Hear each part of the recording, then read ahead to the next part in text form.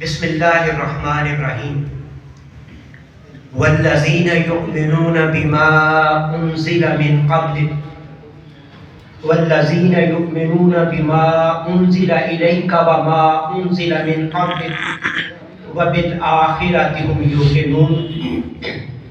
صدق اللہ العظیم۔ برادر گرامی مرتبت جناب علامہ محمد افضل سعید، جناب ڈاکٹر عطا مصطفیٰ صاحب کا شکر گزار ہوں۔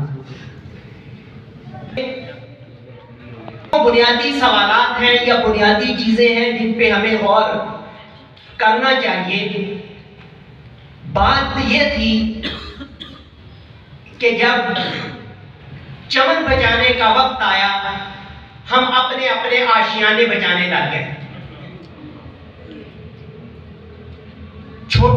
چھوٹی چیزوں پہ، فروئی مسائل پہ ہم نے بڑی لمبی باتیں کی، لیکن جو اصول اور حقیقی مسائل تھے، قطعی مسائل تھے، ان پہ وہ توجہ نہ دی۔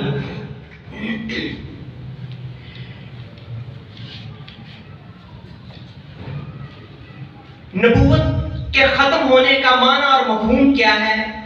ایک تو یہ مختصراً عرض کروں گا، یہ کہ قادیانیت اتنا حساس مسئلہ ہمارے لیے کیوں ہے۔ علماء نے ختم نبوت کی تعریفات لکھی، لیکن سمجھنے کے لیے جیسے ہم چیزوں کو گنتے ہیں، ہم نے کہا کہ انبیاء کرام علیہ السلام کی تعداد کم و بیش 1,24,000، نبی کریم صلی اللہ علیہ وسلم تک کی یہ گنتی ہے۔ اب ختم نبوت کا مطلب یہ ہے کہ وہ گنتی جو رسول اللہ صلی اللہ علیہ وسلم تک ہے، اس گنتی میں کوئی اور نیا شامل نہیں ہوگا۔ وہ گنتی جہاں رسول اللہ صلی اللہ علیہ وسلم تک جتنی ہوئی ہے، اس گنتی میں کوئی نیا نہیں آئے گا۔ تو آپ سوال کریں گے کہ عیسیٰ علیہ السلام آئیں گے، تو میں یہی کہہ رہا ہوں کہ وہ نئی گنتی میں نہیں آ رہے ہیں، وہ پرانی گنتی کے ہیں، اور پرانی گنتی میں نیا اضافہ نہیں ہو رہا۔ اسی لیے رسول اللہ صلی اللہ علیہ وسلم نے یہ بھی فرمایا کہ اگر موسیٰ تشریف لے آتے تو انہیں بھی میری اتباع کے علاوہ کوئی چارہ کار نہ ہوتا۔ اور دوسری بات یہ کہ اب یہ معیار کہ کس بنیاد پہ کس ذات کو مان کر کسی نے مسلمان ہونا ہے اور کس کا انکار کر کے کسی نے کافر ہونا ہے، وہ ایک ہی ذات ہے، وہ ذات محمد مصطفیٰ صلی اللہ علیہ وسلم ہے۔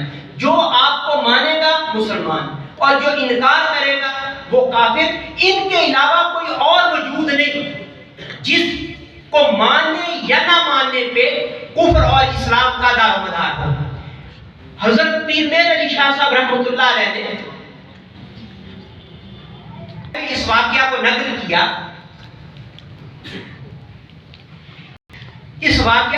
کیا، کہ ابن عربی رحمۃ اللہ علیہ بڑے بزرگ، اور یہ بھی ذہن میں رکھے کہ اندلس کی سرزمین نے جو پیدا کیا بے مثال پیدا کیا۔ جتنے اندلسی بزرگ ہیں، اندلس سے ہمیں الروض امام سہیلی کی کتاب ملی، اس کتاب کی مثال کوئی دوسری نہیں۔ اندلس سے ہمیں قاضی ایاز کی شفا ملی، اس کی دوسری مثال نہیں ہے۔ اندلس سے ہمیں امام قرطبی ملے اور تفسیر قرطبی کی کوئی دوسری مثال نہیں ہے۔ اندلس سے ابن عربی رحمۃ اللہ علیہ، اور ابن عربی جیسا صوفی تاریخ اسلام میں اور نہیں آیا۔ وہ کہتے ہیں کہ ایک آدمی، اس کے بارے میں میرے دل میں بغض تھا، میں اسے اچھا نہیں سمجھتا تھا۔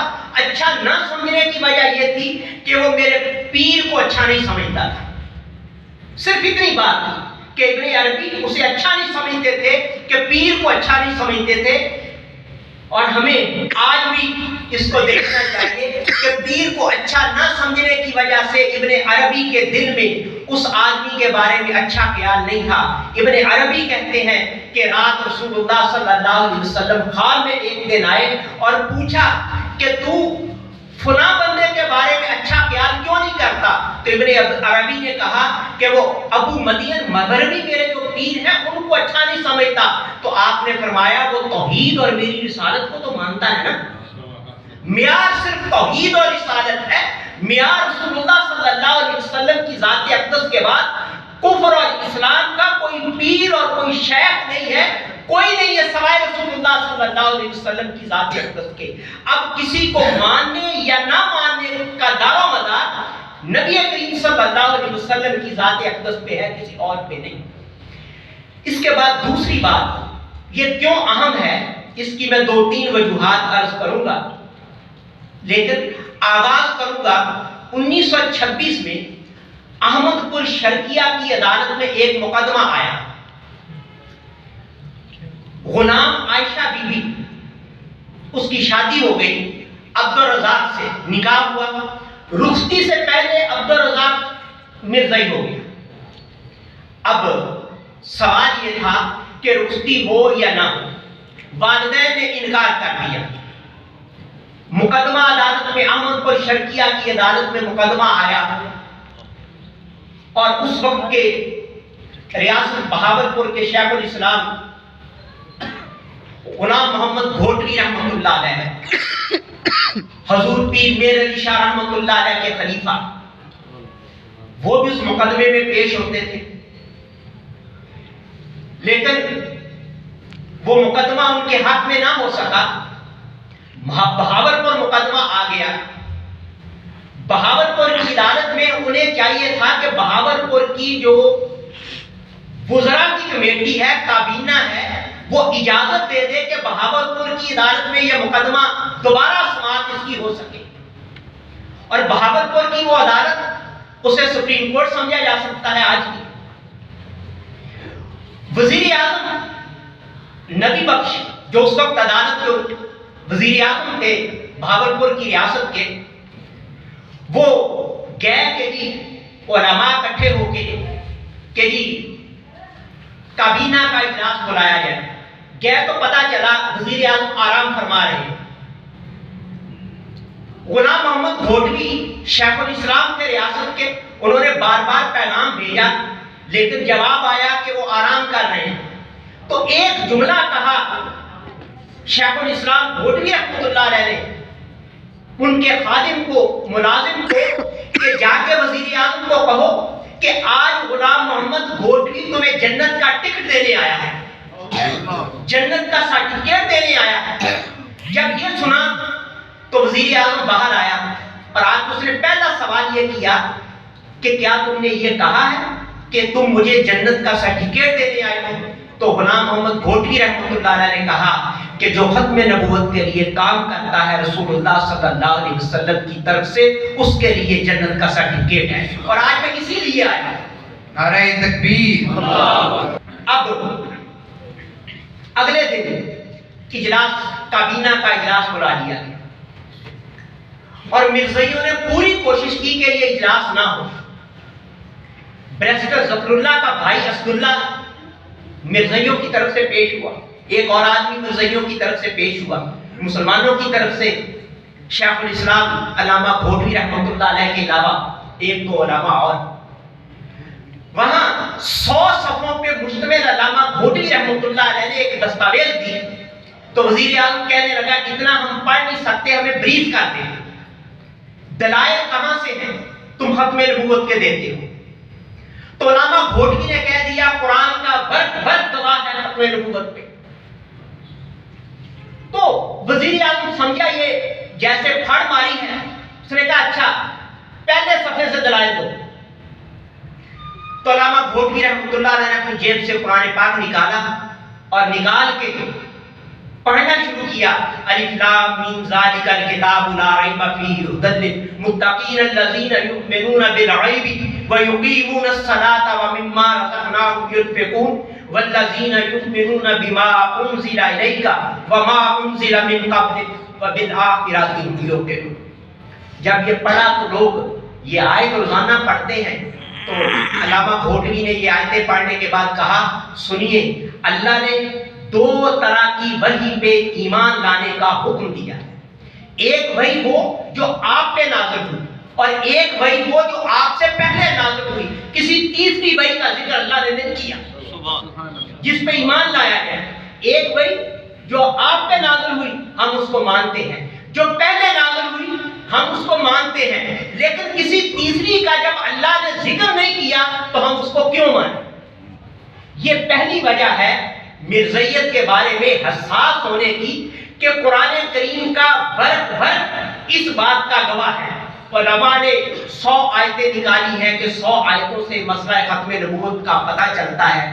کسی نے کتنی آیتیں کہیں, لیکن ان آیتوں کی تعداد بعد میں, یعنی پہلی وجہ یہ ہے کہ قرآن کا ورق اس بات کا گواہ ہے. ہم اس لیے حساس ہیں کہ قرآن کریم کا ورق ہی نہیں, قرآن کی ہر آیت ہی نہیں, بلکہ خود کتاب, جس کتاب کو قرآن نے الکتاب کہا ہے, اس الکتاب کا وجود اس بات کی دلیل ہے کہ رسول اللہ صلی اللہ علیہ وسلم کے بعد کوئی اور نبی نہیں ہے. کتاب کا وجود, کتاب کی آیات کے دلائل, اور علامہ گھوٹوی کے بقول ہر صفحے پہ وہ علیحدہ مسئلہ ہے, وہ علیحدہ دلیل کی قسم ہے. لیکن کتاب کا وجود کسی, آپ پچھلے انبیاء پہ دیکھ لیں, کسی نبی کی تعلیمات میں تحریف کی گئی ہو, پھر اس پہ نازل ہونے والی کتاب میں تحریف کی گئی ہو, تب نئے نبی کی ضرورت پیش آتی ہے. لیکن جس کو قرآن نے الکتاب کہا ہے وہ اپنی اصل شکل میں آج بھی ہمارے پاس اسی طرح موجود ہے, اس لیے کسی نئے نبی کی ضرورت نہیں. کتاب کا وجود اس بات کی, کتاب کا وجود اس بات کی دلیل ہے, کتاب کی آیات اس بات کی دلیل ہے, اور آیات اس کتاب کا ورق اس بات کا گواہ ہے. علامہ گھوٹوی کے کہ نبی کریم صلی اللہ علیہ وسلم کے بعد کوئی نبی نہیں. دوسرا, ہم اس لیے حساس ہیں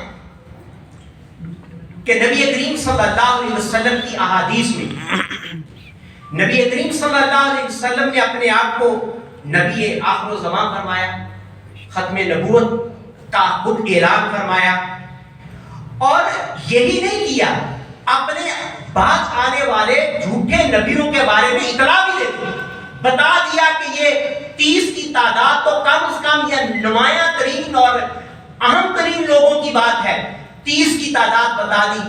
لیکن 30 کی تعداد نہیں, یہ آتے رہیں گے قیامت تک. اگر رسول اللہ صلی اللہ علیہ وسلم نے اتنی حساسیت کے ساتھ ہمیں نہ بتایا ہوتا, اور حضرت ابوبکر کی سنت پہ ہم حساس ہو کر حضرت ابوبکر کی سنت پہ عمل کر رہے ہیں کہ حضرت ابوبکر صدیق رضی اللہ تعالیٰ عنہ ان نبوت کے دعوے داروں کے حوالے سے اتنے حساس تھے, تو ہم صدیق کی سنت پہ عمل کرتے ہوئے آج ختم نبوت کے بارے میں کتنے حساس ہیں. تیسری بات, اس لیے ہم حساس ہیں کہ یہ مسلم تشخص کے تحفظ کا مسئلہ ہے, آئیڈینٹی کے بچاؤ کا مسئلہ ہے. آئیڈینٹی ہر قوم, ہر نسل, ہر فرقہ اپنی آئیڈینٹی گم نہیں ہونے دینا چاہتا, اپنا تشخص جو ہے اس کو ختم نہیں ہونے دینا چاہتا. اس لیے اب آپ کہیں گے کہ یہ تشخص کی بات کیسے ہے. ایک ہندو مسلمان ہو جاتا ہے, جب وہ ہندو تھا تو ہندو ہونے کی وجہ سے اس کے مقدسات اور تھے.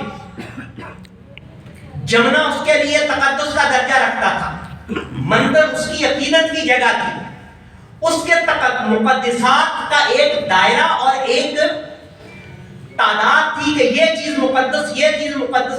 جیسے ہی ہندو سے مسلمان ہوا تو مقدسات کی نوعیت بدل گئی. پہلے جو چیز اس کے لیے مقدس نہیں تھی, مسجد مقدس نہیں تھی, مندر مقدس تھا, اب مسجد مقدس ہو گئی ہے, مندر مقدس نہیں رہا. آئیڈینٹی جیسے ہی وہ ہندو سے مسلمان ہوا اس کی آئیڈینٹی میں تبدیلی آ گئی. اس لیے جب ایک آدمی مرزائی ہوتا ہے تو وہ اپنی آئیڈینٹی چینج کر رہا ہے کیا میں اپنا آئی ڈی کارڈ کسی کو دے سکتا ہوں؟ میں کہہ سکتا ہوں کسی کو کہ آئی ڈی کارڈ پہ تصویر میری لگی ہو، نام اپنا لکھوا لو، پاسپورٹ پہ تصویر میری ہو، نام تمہارا ہو جائے؟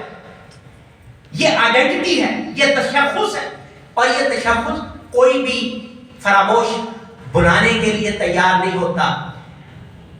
ظفر اللہ جو پاکستان کا پہلا وزیر خارجہ تھا، اس کا ایک بیان آپ کو بتائے گا کہ یہ آئیڈینٹی بچانے والے کیسے لوگ تھے۔ وہ مرزائی تھا، لیکن اس نے اہم ترین وقت پہ بھی اپنی آئیڈینٹی بھلانے نہیں دی۔ قائد اعظم فوت ہوئے، جنازہ ہوا، جنازہ نہیں پڑھا، اور جنازہ نہ پڑھنے کی وجہ کیا بتائی؟ اس نے کہا کہ مجھے مسلم ریاست کا غیر مسلم وزیر خارجہ سمجھ لیجئے، یا اس کے الٹ سمجھ لیں، میں مسلم ریاست کا غیر مسلم وزیر خارجہ ہوں، یا غیر مسلم ریاست کا مسلمان وزیر خارجہ ہوں۔ یہ ہے ان کی آئیڈینٹی۔ وہ مرزا ناصر نے اسمبلی میں بھی کہا تھا، جب یہ سوال ہوا کہ جی باقیوں کو تم کیا سمجھتے ہو، تو اس نے کہا کتنی عجیب بات ہے کہ وہ ہمیں علل اعلان کافر سمجھنے کے لیے تیار ہیں اور کافر سمجھنے پہ تلے ہوئے ہیں، لیکن ہم ہیں تو انہیں کافر ماننے، ہم اعتدال، توازن، امن، یہ سارے کے سارے لفظ مغرب سے آئے ہیں، اور ہم نے اس سوسائٹی میں ان کو مس یوز کیا۔ مغرب والے ان کے امن کا اپنا تصور ہے، مغرب والوں کے اعتدال کا اپنا تصور ہے۔ چوتھی چیز اس آئیڈینٹی کے بعد، چوتھی چیز، ہم مقام نبوت کے تحفظ کے لیے مرزائیت کے حوالے سے حساس ہیں۔ مقام نبوت کے تحفظ کا، رسول اللہ صلی اللہ علیہ وسلم کی نبوت کا مسئلہ نہیں، مقام نبوت، نفس نبوت کی عظمت اور نفس نبوت کی ناموس کے لیے قادیانیوں کے حوالے سے حساس ہے۔ آپ ذہن میں رکھیے کہ اگر مرزا جیسے لوگ، اس کی سیرت المہدی جو کتاب ہے، آپ وہ کتاب پڑھ لیں، اور کتاب پڑھنے کے بعد آپ کو پچھلے نبیوں جو نبی گزرے ہیں، اللہ کے برگزیدہ رسول بھیجے ہوئے گزرے ہیں، ان پہ بھی شک پڑ جائے۔ مرزا غلام احمد قادیانی نے کیا یہ کہ اپنے دعووں کو، اپنی نبوت کو ثابت کرنے کے لیے الزامات پچھلے نبیوں پہ لگا دیے، اپنی جھوٹی نبوت کو ثابت کرنے کے لیے سچے، یہ ضروری تھا۔ وہ اپنا جو دکان بیچنا چاہتا تھا، جو چلانا چاہتا تھا اپنا کام، اس کے بغیر گزارا نہیں تھا۔ جی میری بات پوری نہیں ہوئی تو فلاں نبی کی بھی نہیں ہوئی۔ کتنے واقعات ہیں جن کے بارے میں عبداللہ آتم، اس کے بارے میں کہا کہ 15 ماہ کے اندر مر جائے، نہیں مرا۔ پیر میر علی شاہ صاحب رحمۃ اللہ علیہ کے بارے میں کہا کہ اگلا جیٹھ کا مہینہ آئے گا تو یہ پیر صاحب مر جائیں گے۔ پیر صاحب زندہ رہے، بلکہ جب پیر صاحب تک اطلاع پہنچی تو آپ نے فرمایا الجیٹ بل جیٹ، انہوں نے کہا اللہ نے جیٹ کو جیٹ سے بدل دیا ہے۔ نہیں، یہ کیسا رسول تھا کہ وہ وحی آتی تھی، اس رسول کو سمجھ نہیں آتی تھی۔ یعنی اللہ نے کیسے نبی کا انتخاب کیا، نعوذ باللہ، کہ جس انتخاب کی داد دینی چاہیے کہ وہی بھیجنے والا ہے اللہ جو ہے، وہ جو وہی بھیجتا ہے مرزا اسے آگے ایکسپلین نہیں کر سکتا۔ ایسے آدمی کو نبی تو کیا ایک معقول انسان بھی تصور نہیں کیا جا سکتا۔ تو مقام نبوت کے تحفظ کے لیے چوتھی چیز یہ ہے کہ ہم حساس ہیں، اس لیے کہ اگر مرزا جیسے لوگوں کو نبی مانے تو پھر نبوت کی عظمت پہ حرف آتا ہے، نبوت کی ناموس پہ حرف آتا ہے۔ اس لیے ہم اس بات کا اعلان کرتے ہیں کہ نبی کریم صلی اللہ علیہ وسلم کے بعد جو بھی نبوت کا دعویٰ کرے گا. اور باقی رہ گئی یہ بات وہ نبوت کے رکا بھی کب تھا. وہ اللہ بھی بنا, وہ عیسیٰ بھی بنا, موسیٰ بھی بنا, آدم بھی بنا, نوح بھی بنا. کوئی ایک ہم مرزائیوں سے یہ پوچھتے ہیں کہ اس کے لیے کوئی ایک مقام تو متعین کر دو کہ یہ فلاں چیز تھا. جب وہ نہیں تھا, ایک مقام متعین نہیں کیا جا سکتا اس کا کہ وہ فلاں اس کا سٹیٹس تھا, تو پھر کیوں اس کو نبی مانا جائے؟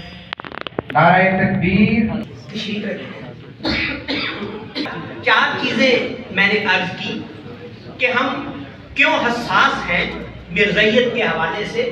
پہلی چیز یہ کہ نبی کریم صلی اللہ علیہ وسلم پہ جو قرآن نازل ہوا, اور علامہ بھوٹوی کا میں نے حوالہ دیا, وہ کہتے ہیں کہ ورق گواہ ہے,